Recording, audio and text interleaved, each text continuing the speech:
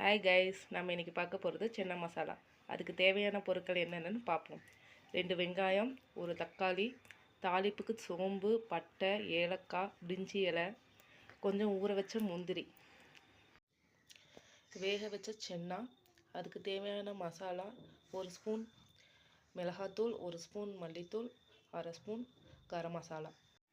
First அடுப்பு பற்ற வச்சு ஒரு கடாய் வச்சுட்டு வெங்காயம் நல்லா வணங்கிடுச்சு. இப்போ தக்காளி ஆட் பண்ணிக்கலாம்.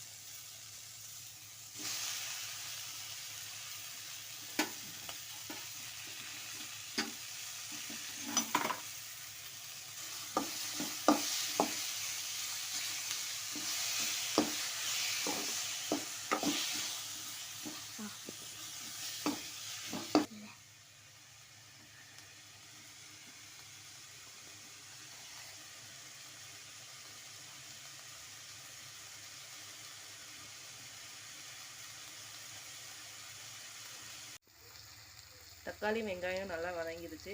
இது நல்லா ஆறட்டும். இப்போ வெங்காயம் தக்காளி ஆறிடுச்சு. நம்ம அதை ஒரு மிக்ஸி ஜாரில் மாற்றிட்டு அதோட கூட கொஞ்சம் வேக வச்ச சென்னா மசாலா இது கொஞ்சம் சேர்த்துக்கணும்.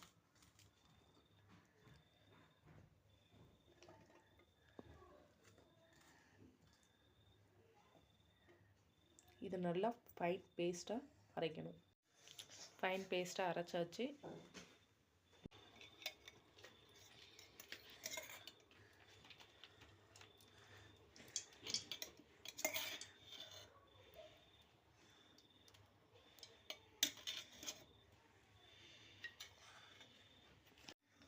பியூரி ஆட் பண்ண பிறகு தேவையான அளவு தண்ணி ஊற்றிக்கணும்.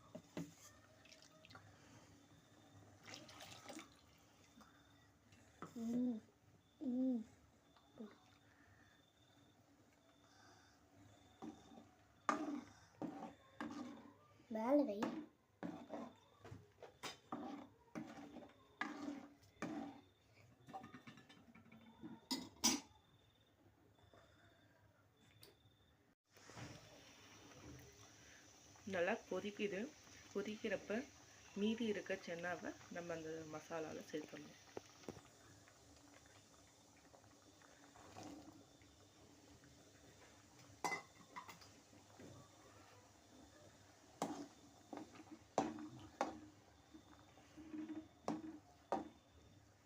சேர்த்துட்டு இந்த கிரேவிக்கு தேவையான உப்பு போடணும். நல்லா கொதிக்கணும். ஒரு 10 நிமிஷம் இதை கவர் பண்ணி வைப்போம். 10 நிமிஷத்துக்கு அப்புறம் பார்ப்போம். நல்லா 10 நிமிஷத்துக்கு அப்புறம் கிரேவி நல்லா திக்காக வந்துடுச்சு. இப்போ இதில் கடைசியாக கொஞ்சோண்டு கஸ்தூரி மீதி ஆட் பண்ண போகிறோம்.